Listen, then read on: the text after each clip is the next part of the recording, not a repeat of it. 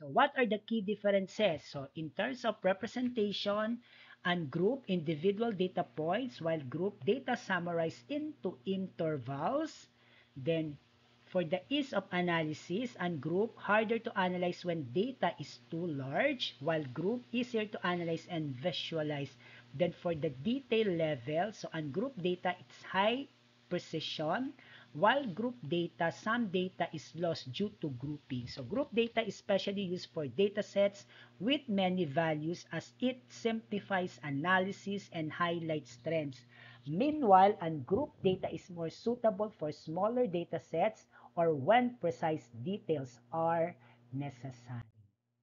So for the key points of frequency distribution, so fundamental concepts in statistics that organizes data into categories or intervals to show how often each value occurs. It helps make sense of raw data by summarizing and visualizing it. So it is a tool to show how often values occur in the data sets. It's key for data exploration, visualization, and summary statistics. It helps lay the foundation for deeper analysis and decision making. So how it is represented? So through frequency table, a tabular format listing categories or intervals and their corresponding frequencies. So we use histogram, pie chart.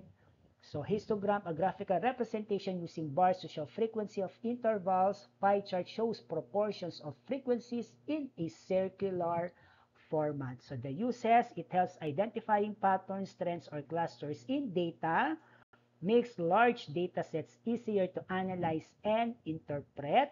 It's the foundation for creating visualizations like histograms, bar graph, or pie chart. As highlights, a frequency distribution table is a statistical tool that displays the number of observations for each possible value of a variable.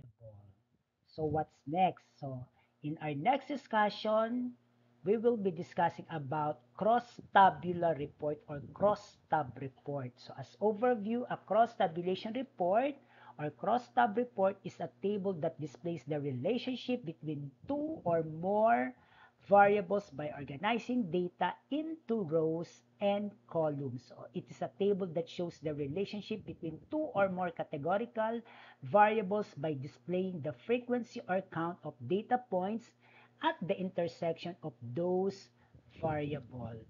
So in simple terms, it helps answer how often do combinations of categories occur together. So why it is useful in data analytics. So it finds patterns or correlations between variables. It segments data for deeper insight. It supports decision making in marketing, sales, HR, among others. It uses tools like Excel, in particular pivot tables, SPSS, and other business intelligence tools like Power BI or Tableau. A cross-tabulation report is a compact summary that shows how categories relate, helping analysts, data scientists uncover patterns and relationships in the data. So it helps identify patterns or meanings, trends, or correlations within data sets.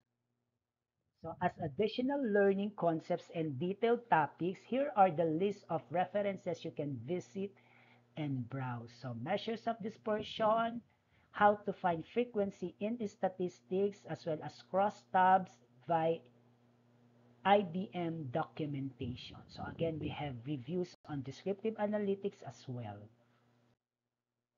So once again, thank you very much. See you again next time. Have a great day ahead. Bye-bye.